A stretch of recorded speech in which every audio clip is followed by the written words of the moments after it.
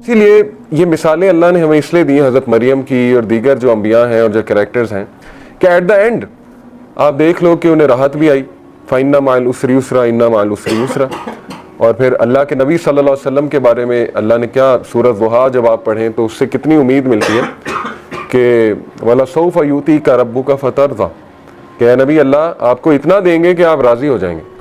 तो देखिए ना, एंड रिजल्ट तो अल्लाह बता रहा है कि अल्लाह बेशक साबिरीन के साथ है, जो लोग शिकायत नहीं करते अल्लाह उनको पसंद फरमाता है।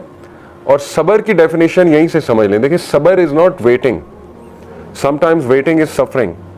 सबर है waiting with a good attitude, ये सबर होता है। सबर ये नहीं है कि अपने कुछ किया नहीं और बस बैठ गए, हाथ पर हाथ धरे बैठ के कुछ भी नहीं किया, अपनी सिचुएशन चेंज करने की कोशिश नहीं की वगैरह वगैरह, ये सबर नहीं है।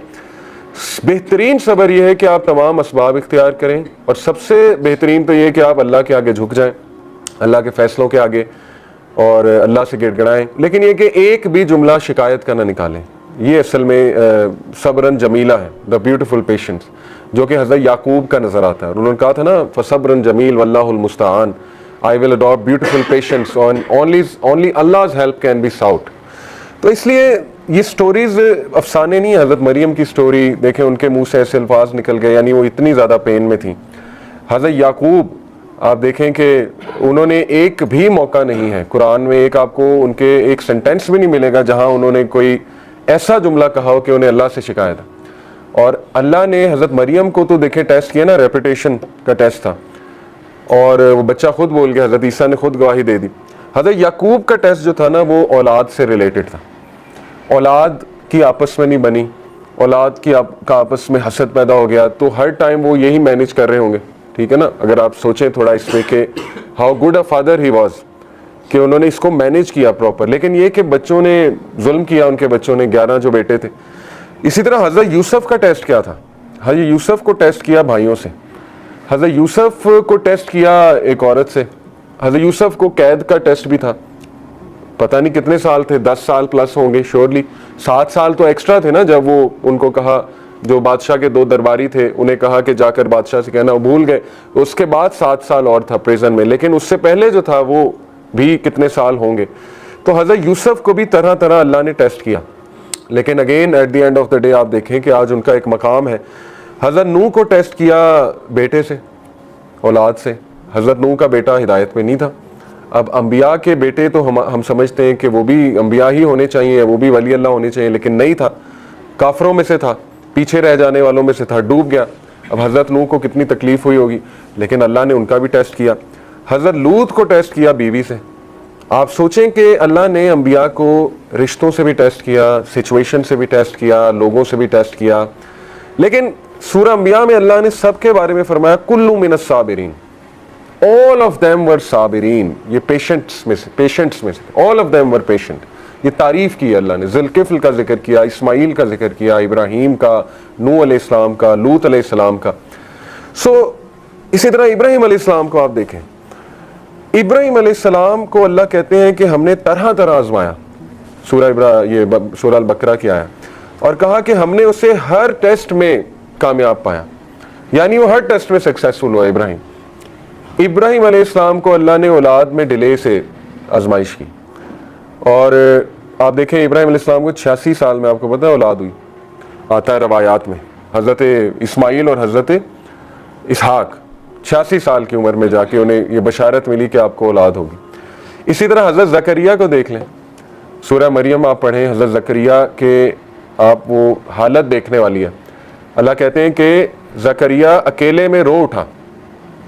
नादा जो होता है ना, इज़ नादा, नादा यानी उसने निदा लगाई, वो रोया अकेले में। और उन्होंने दुआ की कि अल्लाह मेरी बोन्स वीक हो चुकी हैं, सूरह मरियम की आयत, और मेरे बाल ग्रे हो चुके हैं, और मुझे डर है कि मेरा तो कोई वारिस ही नहीं होगा, और मेरी बीवी बांझ हो चुकी है, तो अल्लाह मुझे वारिस दे ताकि वो आगे चलाए, इस लड़ी को आगे चलाए, जो नबूवत की लड़ी और ये सारी। तो देखें अल्लाह ने उन्हें उस एज में दिया। फरिश्तों ने आके बशारत दी कि हम तुझे एक बेटे याह्या की बशारत देते हैं, और आज से पहले नाम किसी का नहीं था याह्या, ये कुरान की आयत है।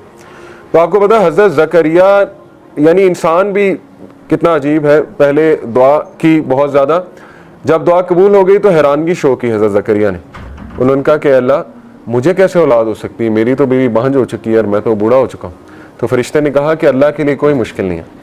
तो देखें ये मिसाल हज़रत ज़करिया की मिसाल, और हज़रत ज़करिया ने आपको पता है हज़रत मरियम को फल खाते देखा, बेमौसमी फल उनके हुजरे में, तो उनके दिल में ख्वाहिश आई कि अल्लाह अगर तू इस मौसम में फल दे सकता है तो मुझे औलाद भी दे सकता है।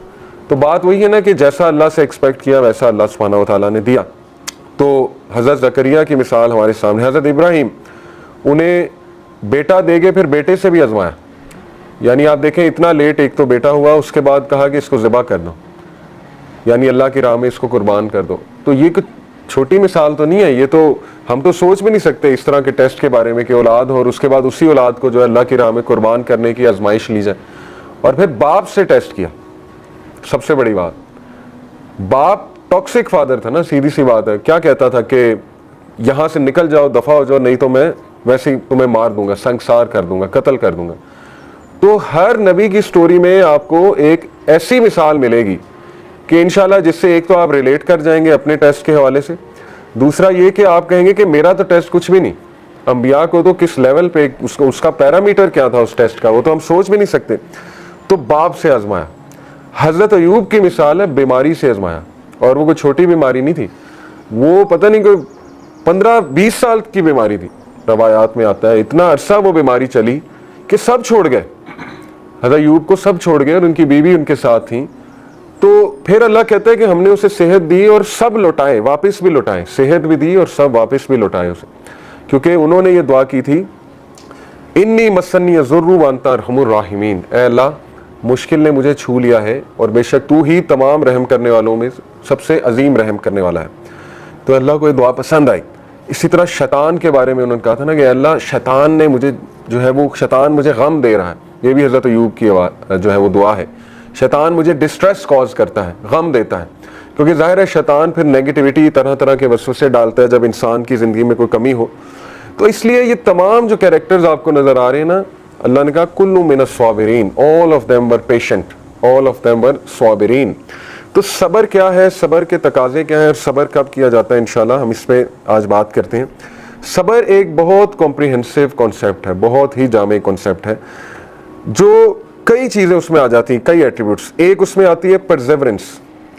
परसेवरेंस कहते हैं बर्दाश्त को, जमे रहने को, खड़े रहने को, यानी ठीक है गम आ रहा है लेकिन ये कि एक बंदा अपनी सेंसेस में है, कंपोज्ड है, जमा हुआ है, खड़ा हुआ है वहाँ पे, इसको परसेवरेंस कहते हैं। बहुत बड़ा एट्रीब्यूट है ये। एंड्योरेंस, एंड्योरेंस भी ऑलमोस्ट परसेवरेंस का ही आप कह लें एक साइनोनिम है, एंड्योर करना, यानी इसको अगर मैं ज़रा डिटेल में आपके सामने डिफाइन करूँ, एक मिनट में आपको ज़रा इसके एग्जैक्ट बताता हूँ जी। स्ट्रेंथ के साथ जमे रहना, रेजोल्यूशन के साथ, स्ट्रेंथ के साथ, स्टेमिना होना, स्टेमिना मांगे अल्लाह से ना, सब्र में स्टेमिना भी होता है, ठीक है ना। आप पे कोई मुश्किल आ गई, अब आपको उसका स्टेमिना चाहिए, उस मुश्किल का मुकाबला करने का, आपको नहीं पता कहाँ से आ गई लेकिन बस आ गई। फोरबीरेंस, फोरबीरेंस बहुत स्पेशल फॉर्म है, और फोरबीरेंस से एक तो मुराद है रिस्ट्रेंट, अपने आप को काबू में रखना। देखिए ये तीनों मुख्तलिफ चीज़ें, परसेवरेंस है जमे रहना, एंड्योरेंस है कि स्ट्रेंथ होना आपके अंदर स्टेमिना होना, और फॉरबीरेंस है कि काबू होना, यानी को मुंह से अल्फाज ना निकाल देना या गुस्सा ना शो कर देना, ठीक है ना। This is called endurance. ये भी सब्र का एक तकाजा है, एंड्योर करना, मुश्किल हालात को एंड्योर